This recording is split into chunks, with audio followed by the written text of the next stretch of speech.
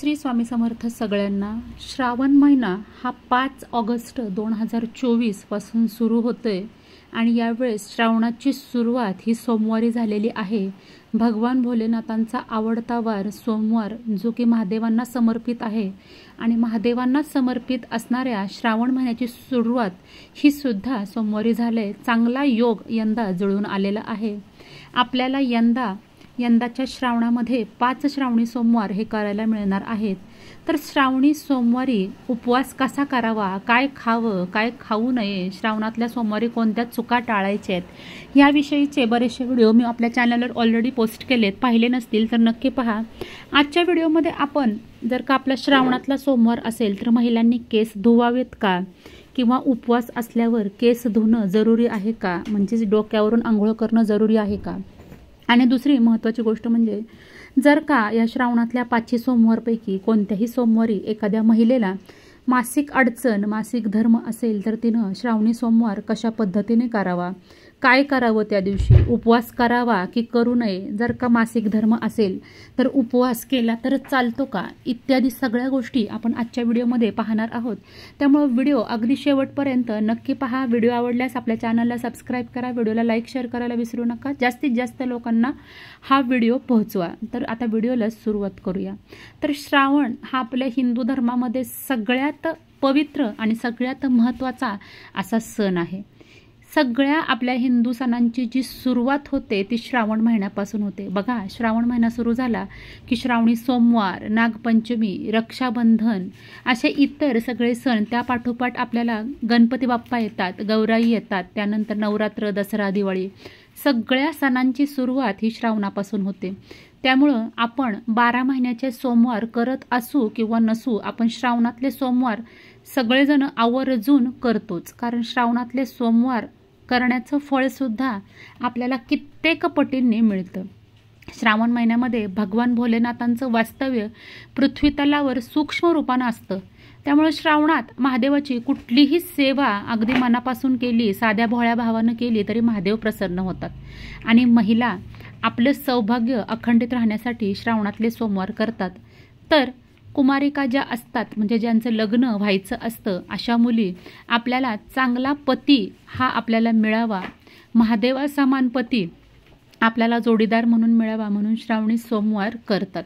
तर या श्रावणातल्या सोमवारी बघा, आपण महिला काय करतो, कुठलेही उपवास आले की आधी केस धुतो। तर श्रावणातल्या सोमवारी केस धुवायचेत का, तर नाही। बघा, आपल्या जुनी जी लोक होती ती अशी म्हणत होती की शास्त्राप्रमाणे सोमवारी कधीही डोक्यावरून पाणी घेऊ नये। त्याच पद्धतीनं ज्या दिवशी पौर्णिमा आणि अमावस्या असेल त्या दिवशी सुद्धा डोक्यावरून आंघोळ शक्यतो टाळावी। ह्या पाठीमागं आपल्या जे काही धार्मिक जे काही कारणं आहेत त्या पाठोपाठ शास्त्रीय कारणं सुद्धा आहेत। आपले जे काही पूर्वज होते ते प्रत्येक गोष्ट काही ना काही विचारांती करत होते। त्यामुळे सोमवारी डोक्यावरून पाणी न घेता आपल्याला खांद्यावरून आंघोळ करायची। पण समजा एखाद्या महिलेला, एखाद्या भगिनीला या सोमवारच्या दिवशी मासिक अडचण मासिक धर्म आला असेल आणि 4था आणि 5वा दिवस असेल की ज्या दिवशी आपण केस धुतो, तर त्या दिवशी काय करायचं, तर ज्या महिलेला मासिक धर्म अडचण असेल, पिरियड्स असतील, त्यांनी सोमवारी केस धुतले तरी काही हरकत नाही। पण काही कारण नसताना फक्त उपवास आहे म्हणून सोमवारी केस आपल्याला धुवायचे नाहीयेत। कधीही अमावस्येच्या दिवशी महिलांनी, मुलींनी केस खुले सोडून, म्हणजे केस मोकळे सोडून कुठेही बाहेर फिरायचं नाही आहे। अमावस्येच्या दिवशी पृथ्वी तलावर निगेटिव्ह एनर्जी जास्त प्रमाणात असते आणि आपले मोकळे केस ह्या निगेटिव्ह एनर्जी आकर्षित करतात।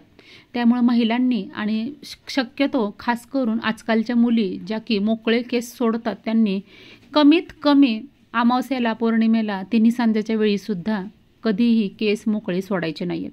श्रावणी सोमवारी आपल्याला केस धुवायचे नाहीयेत। मग आता आमचा उपवास सोमवारी आहे, मग केस नाही धुतलं तर कसं, आपण शुद्ध कसं होणार, असं प्रत्येकाची मनाची धारणा असते। तर आपल्याला जर का श्रावणी सोमवारचं व्रत तुम्ही करत असाल तर तुम्ही आदल्या दिवशी म्हणजेच रविवारी आपल्याला डोक्यावरून पाणी घ्यायचं आहे, म्हणजेच केस धुवायचे आहेत। रविवारी केस धुतले तरी हरकत नाही। इतर वेळेस जे लोक मांसाहार करतात बघा, आणि ते उपवाससुद्धा करत असतात. तर ते काय करतात, मांसाहार केल्यामुळं उपवासाच्या दिवशी आवर्जून डोक्यावरून आंघोळ करतात. पण असाही अनायसे श्रावणामध्ये सर्वजण मांसाहार हा वर्ज्य करतात आणि तो आपल्या आरोग्यासाठी सुद्धा चांगला आहे.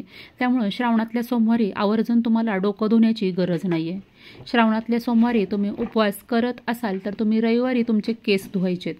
आणि आपल्याला श्रावणी सोमवारी महादेवांच्या कुठल्या सेवा करायच्या आहेत, महादेवाला शिवामूठ कुठली अर्पण करायची आहे, सोमवारी कोणत्या चुका आपल्याला टाळायच्या आहेत, याविषयीचे व्हिडिओ मी तुम्हाला ऑलरेडी पोस्ट केले. त्यामुळे हा व्हिडिओ मोठा न करता तुम्हाला हवा असेल तर तुम्ही तो व्हिडिओ तिथं जाऊन बघा. माझ्या चॅनलवर तुम्हाला ते व्हिडिओ सहज मिळतील.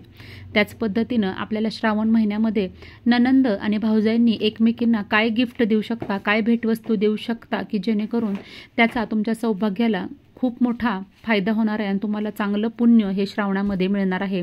तो सुद्धा व्हिडिओ मी ऑलरेडी चॅनलवर अपलोड केलेला आहे. पाहिला नसेल तर नक्की पहा. तर आजच्या पुरतं इतकंच. लवकरच भेटूया नवीन व्हिडिओमध्ये आणि नवीन माहितीसोबत. तोपर्यंत माझ्याकडून सगळ्यांना श्री स्वामी समर्थ.